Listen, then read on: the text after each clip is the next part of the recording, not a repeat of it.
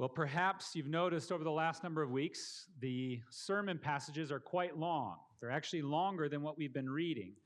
So if you haven't noticed, Pastor John usually sends an email out midweek, and often at the end is the whole passage that we'll be preaching from on the coming service. So I'd really encourage you to look at that email, look at the whole text, and sit down and read it, because we're going to be doing our best to preach from that entire text. For this sermon, it's chapter 4, verses 44, all the way to chapter 6, verse 3. So I want to encourage you to try to read the whole passage before you come.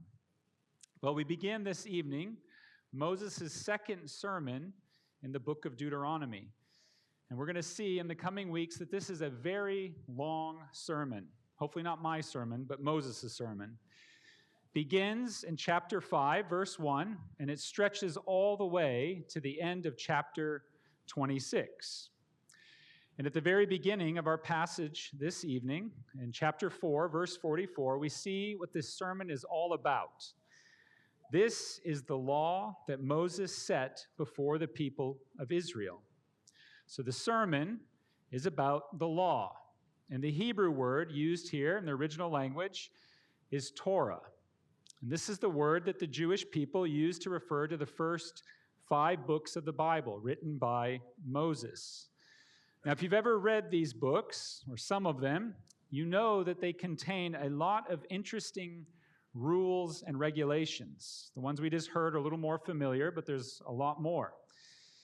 And in Moses' second sermon in the coming weeks, we're going to encounter many of these interesting rules and regulations. The next verse says, "These are the testimonies, the statutes, and the rules." Now, it's important to emphasize that the Torah is more than merely a list of rules and regulations. The word Torah can be translated as teaching. So Moses wants us to understand that the various laws that he gives to us must be understood in light of the entire story of what God was doing with his people, Israel. In other words, it's not just the laws that matter, but what God was doing among his people and through his people as he gave them these laws. The laws can only be understood rightly in light of the broader whole story of Torah and the people of Israel. But as Christians, we must go further. We know from the New Testament that we must read the Torah in light of the grander story of Scripture, the entire Bible, which culminates in the person and the work of Jesus Christ, the Son of God. Jesus said this to the Jews in his own day: "If you believed Moses, you would believe me, for he wrote of me." So if you read Moses rightly, even the laws, you will eventually get to Jesus. And what we really need above all is him. So as we journey into what at times will feel like a labyrinth of archaic laws, remember not to miss the ultimate destination of our journey. It is Jesus. He's the only one who can ultimately bring us into the promised land, the new heavens and the new earth, and keep us there forever. So if you haven't already, open up your Bible or bring it up on your phone to Deuteronomy chapter 5. And we're going to go through this chapter step by step together. So in verse 1, Moses shares with us the aim of his sermon. He will be preaching the statutes and the rules so that the people of Israel might learn them and be careful to do them. Why? What motivates Moses as he sets the Torah before Israel? Well, we find the answer to that question at the very end of our passage from Deuteronomy chapter 5, verse 32, all the way to chapter 6, verse 3. You can scan your eyes down or turn a page and look at it. Israel's faithfulness in hearing and keeping these rules and these statutes will be the deciding factor of whether they live or die in the promised land.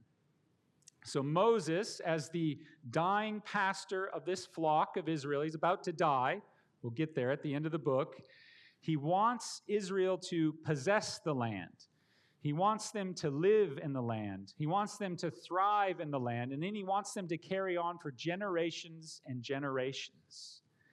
And so for this reason, he sets before them the Torah, and he teaches them its statutes and rules. Well, many people nowadays will identify as spiritual, but not religious. Now, some may not like the term spiritual, but I actually like it. The problem is not with the term itself, but rather in how one defines their spirituality.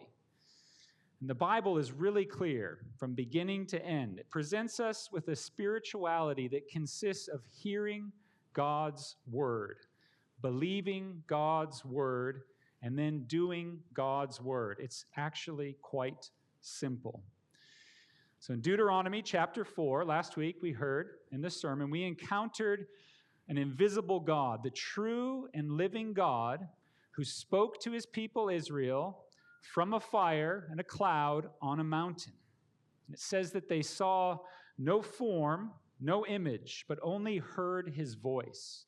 And our passage this evening tells us more about that amazing encounter. Now, much in our lives today is driven by seeing, not hearing. We have filled our lives with images, and thanks to our so-called tech giants, now we have all kinds of AI images as well. But there's an important difference between seeing and hearing. Let me explain. I love art, that is real art, classical art. Clearly, I'm no highbrow art critic, but I do like art. And when I behold a piece of art, I am in a sense a master over it. I stand at a distance, I look at it, and I say, I like this, or I like that, I don't like this, I don't like that. So I approach the piece of art with a desire to be moved, to be entertained, we can say, by it.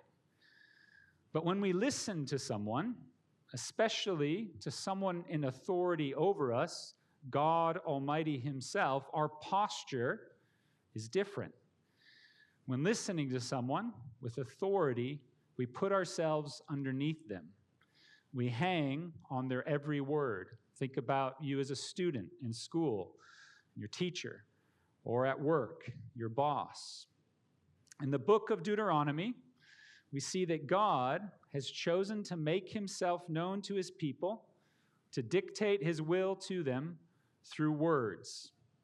And so it's no mistake, from the beginning of time, God's people, the truly spiritual people on this earth, have always been a people devoted to words, to the Bible, not to images. The spirituality that God calls us to is one of humble listening, reflection upon his word, and then application of his word into our lives. So we don't come to God looking to him for entertainment, for images to entertain us. Rather, we sit before God. We sit under his word and we let him speak to us. And then we believe what he says, and by his grace and power, we do what he says. So for this reason, the word of God is central in our lives as believers in Jesus, just as it was for the people of Israel in Moses' day. God promises life to those who humbly hear, believe, and act upon his word. So if you consider yourself a spiritual person, ask yourself, what does your spirituality consist of? Are you devoted to listening to God and his word, or is the voice of God drowned out in your life by a constant flood of images? Well, in verse 2 on through 22, we come to the heart of the passage this evening, which Connie read for us, and it's the Ten Commandments.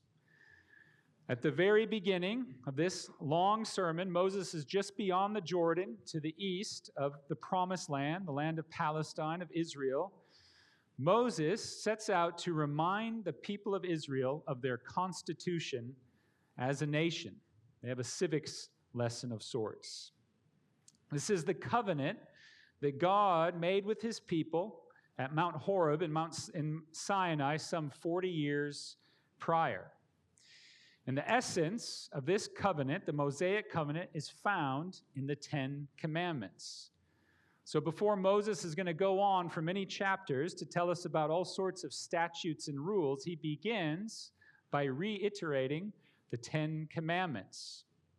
And what we're going to see is all the statutes and the rules that come are all based in one way or another in these Ten Commandments.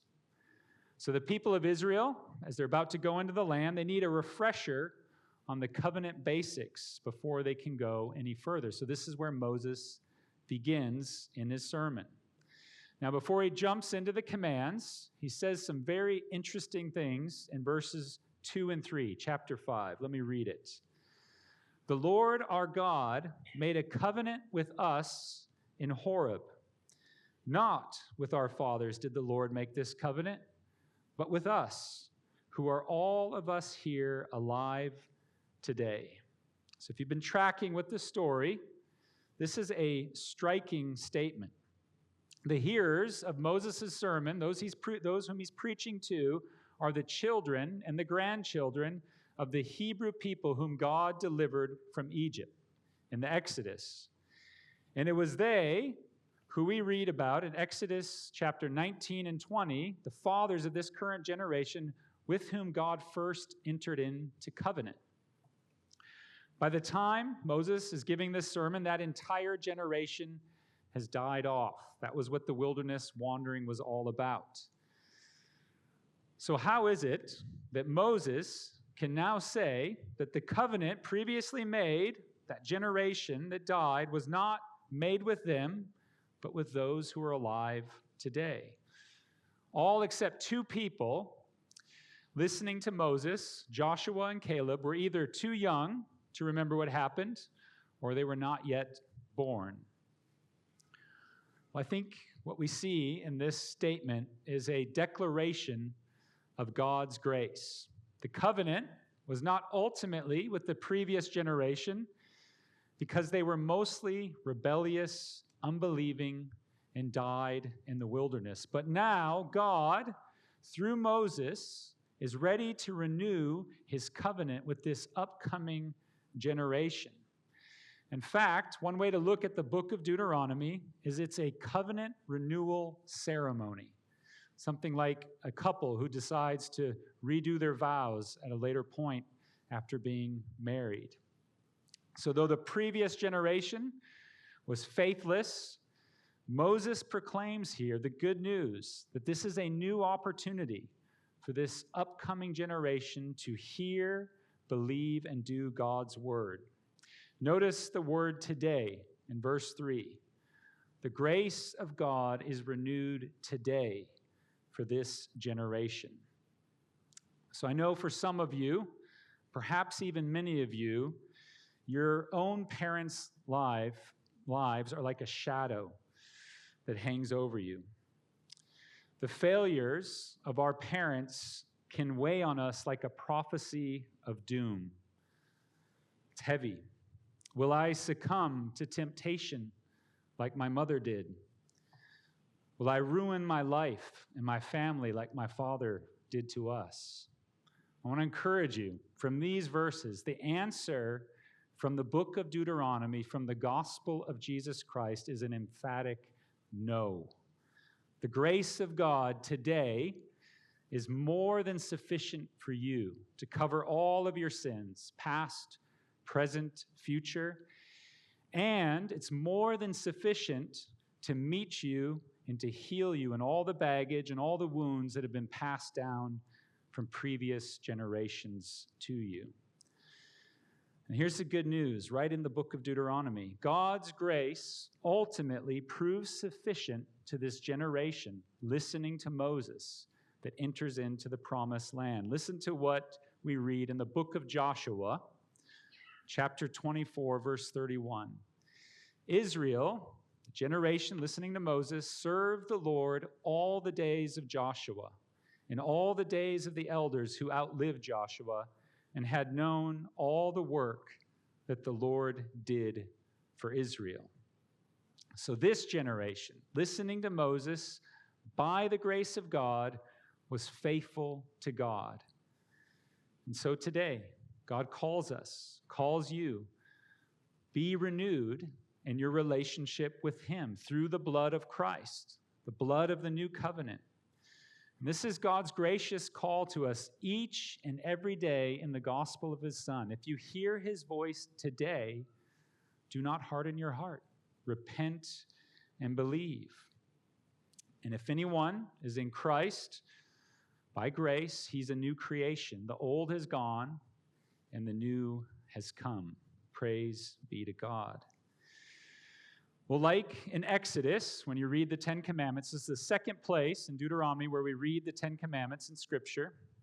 So just like in Exodus, before declaring the Ten Commandments, God reminds Israel of their history with God. He says this, verse 6, I am the Lord your God who brought you out of the land of Egypt, out of the house of slavery. So a bit of a history lesson here.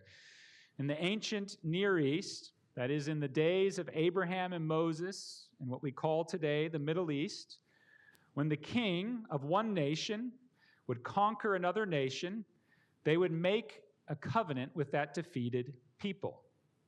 And the terms of this covenant were dictated by the triumphant king. And the subjugated people were responsible to obey the terms of the covenant or face complete destruction and death. But here's what's amazing about God's covenant with his people Israel. It begins not with God defeating them militarily, but with God redeeming them from slavery. God graciously, powerfully saved his people from Egypt, brought them to himself in the wilderness that they might worship him and serve him forever. And so, Israel's relationship with God begins not with force, not with subjugation, but with God's gracious deliverance, powerful deliverance of them from slavery, leading to their freedom. Well, to put this in New Testament terms, the Apostle Paul says that for freedom, Christ has set us free. And so now we are to use our freedom not to serve ourselves, but to serve God in righteousness. And so Israel, now that she's free from slavery, is called to humbly, joyfully serve their Redeemer God by keeping his laws and his statutes. God's heart for his people is their freedom. God's heart for his people is life, joy, peace in his presence forever. And therefore, the ultimate goal of the Torah is to bring life, joy, and not destruction. So God's relationship, see it in verse 6, always begins with grace, is sustained by grace, and it ends with grace. So in verses 7 through 21, we find the Ten Commandments. So I want us to take a step back for a moment and notice that these commandments divide in two directions. There are vertical commands detailing how one's to relate to God. That's verses 7 through 11. And then there are horizontal commands detailing one's relationship with those around them. Now, you may have noticed I passed over verses 12 through 15, not because I'm scared of them, but because I see the Sabbath command as a bridge between the vertical commands with God and the horizontal ones. I'll explain that more in a moment. Let's take another step back for a moment. Look at these commandments. What we can see is what God really cares about. God cares about relationships. Relationships are at the center for his people, Israel. Firstly, the relationship of his people with himself as God, and then secondarily, their relationship to one another. So the centrality of relationships is enshrined right in their national covenant. Now, this is quite different from the Constitution, the founding documents of my own birth country, the United States. If you read those documents, what is clear is that the founding documents of the United States are all about the individual and the protection of the individual to pursue life, liberty, and happiness. Now, don't get me wrong. I love my country. I'm thankful for all those who've given their lives to defend it. But what is plain about the founding documents of my home country is that it is a nation of this world. It is not the kingdom of God. In God's nation, God is central, not the individual. The nation of Israel is called and redeemed to love God and to love one another.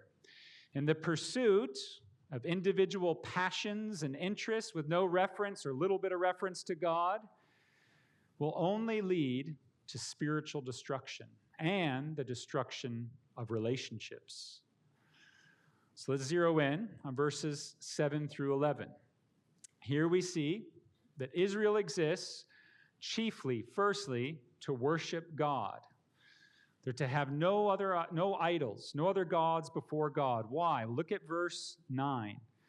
Because the Lord is jealous. He is jealous for the exclusive devotion and worship of his people, Israel. Now we should ask the question, why?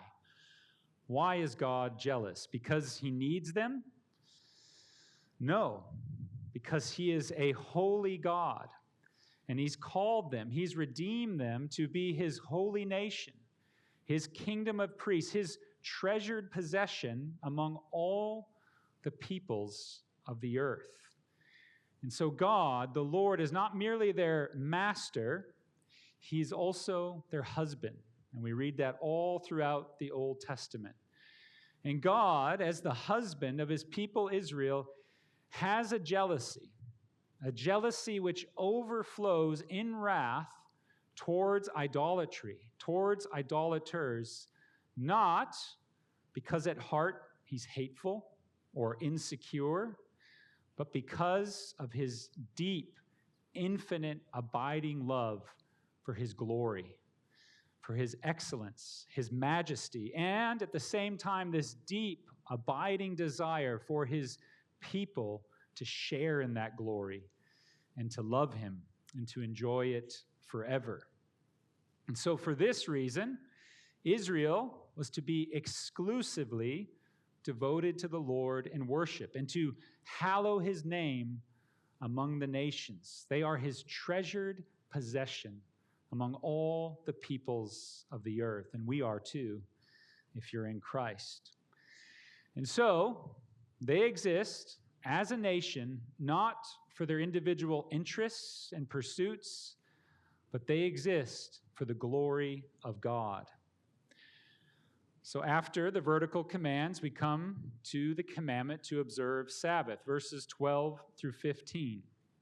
Now, as I said, I believe this is a transitionary command. On the one hand, we are to observe the Sabbath day because it is a day of rest unto the Lord. Verse 14, the seventh day is a Sabbath to the Lord your God. So Sabbath keeping is an act of worship unto the Lord. Yet Moses, as he teaches on this command, right in these verses, shows that the people of Israel are to ensure that everyone in their midst is able to enjoy and benefit from this day of rest. You heard it in the reading, oxes and servants and sojourners and children. So the people of Israel are to love the least among them, the least of those who are in their midst. They're to ensure that everyone rests from work and has the privilege to enjoy this to the glory of God. So the commandment's not only vertical, it also has horizontal implications as well. Well, in Dr. Brown's sermon last week, he quoted a few New Testament passages where we see idolatry equal to love of money. And Jesus says in the Sermon on the Mount that a person cannot love both God and money. For either he will hate the one and love the other, or be devoted to the one and serve the other. You cannot serve both God and money.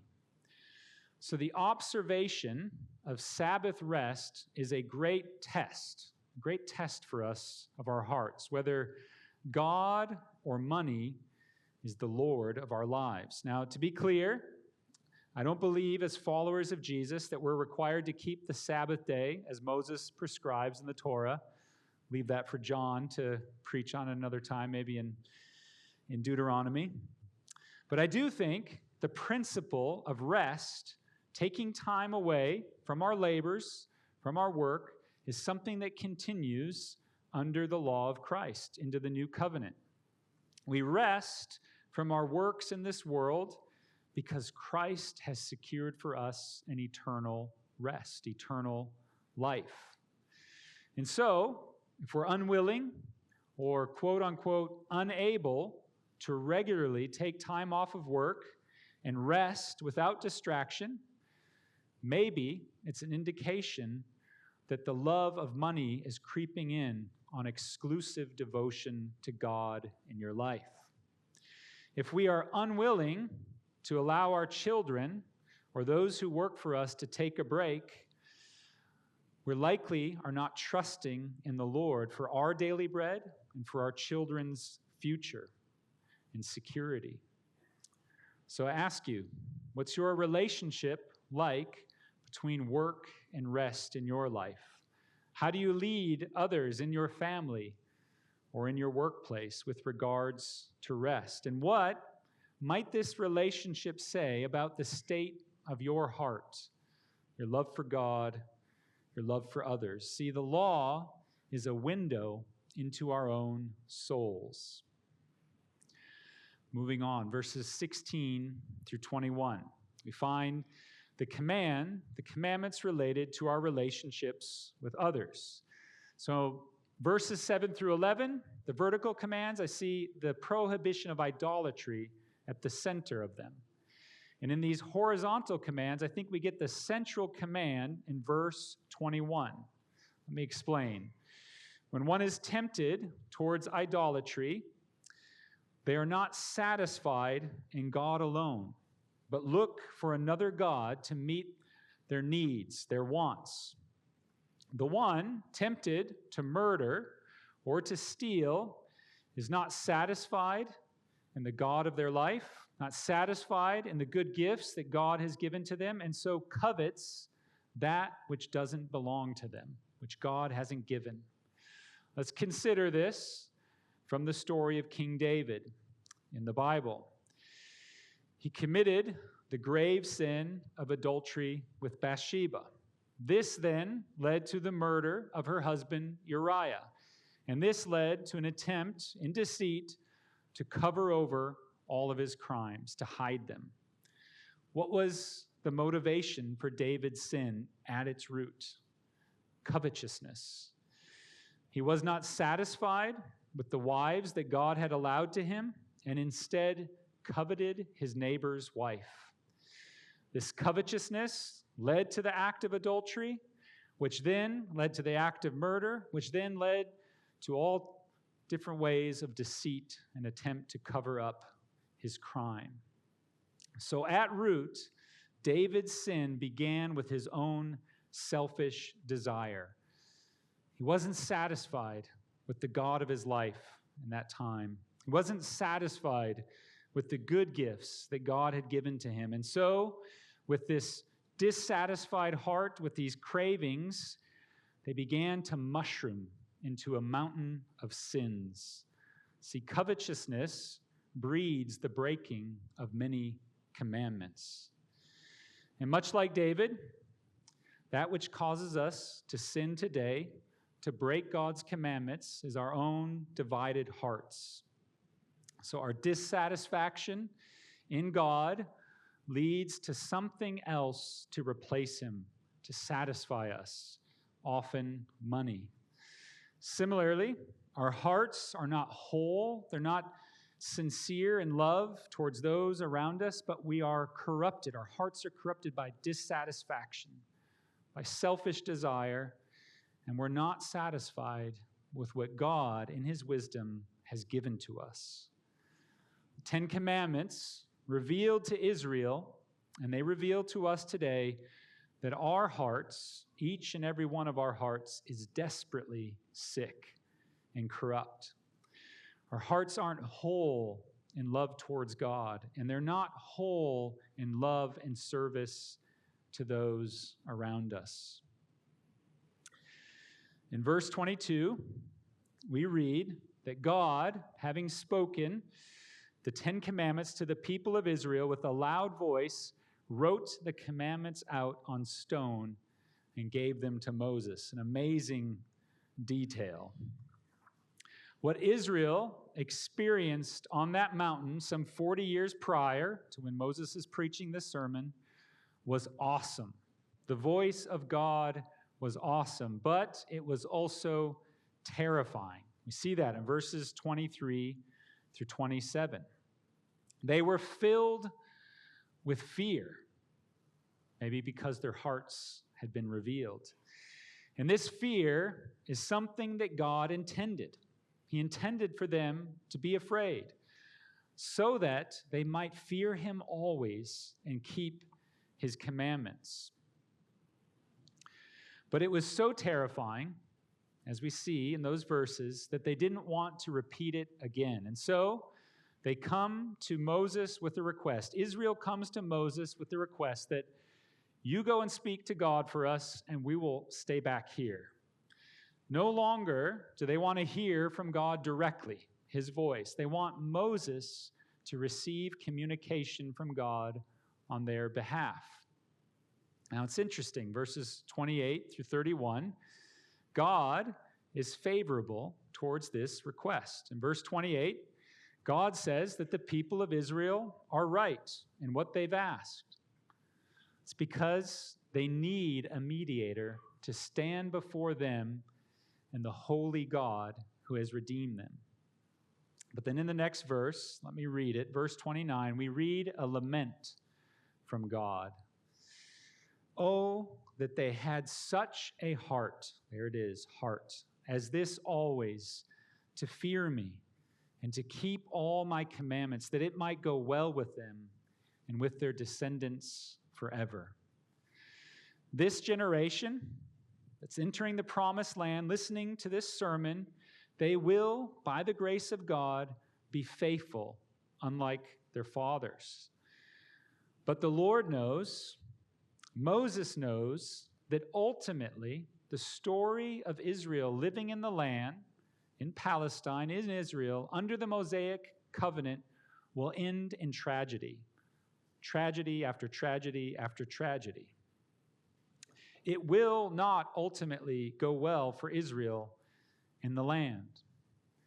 Not because God is unfaithful or his promises are void, but because the hearts of Israel will remain hardened and corrupted by sinful, selfish desire.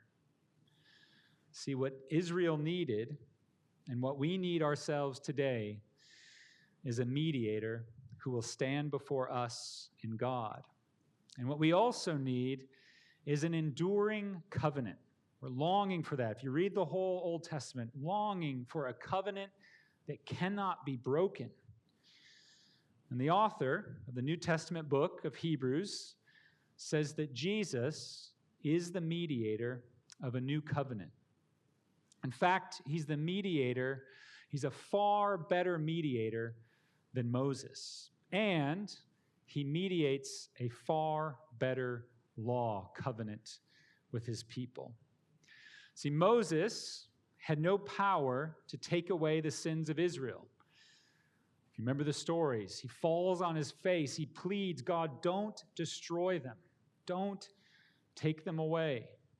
But Jesus takes our sin upon himself, and he dies in our place for our sins, and he deals with our sins once and for all, forever. past, present, future sins, all gone as we trust in him. Moses had no power to make the people of Israel obey God.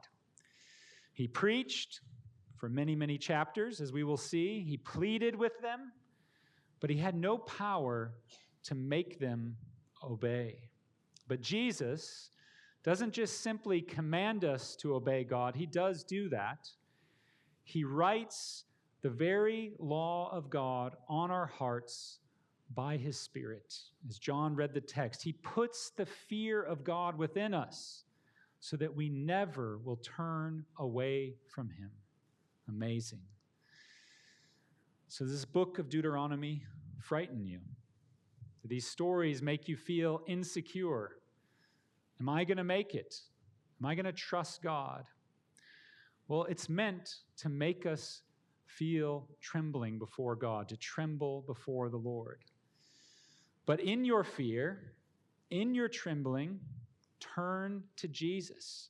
Run to him. He's the mediator of a better covenant, one that will never be broken. It cannot be broken because he's been faithful to God and he will make us faithful to God forever. Jesus has gone into the promised land. He's there and he will bring us there as well forever. So let's rest in Jesus. Remember, always we're going to Jesus even as we look at these laws. Let me pray for us in closing. Thank you, Jesus. You are the righteous one who gave yourself for the unrighteous, that's us, in order to bring us to God. And not only that, Jesus, you died. You died to sin once for all, that we might ourselves die to sin and live to righteousness. So thank you, Father, for the power of the gospel. And Lord, we pray, help us to trust in Jesus. Help us to run to him. Help us when we see our hearts revealed. May we not try to work off our sins, but may we run to Christ. He is the perfect mediator, and he mediates the new covenant, a better one that endures forever. We thank you for him. Amen.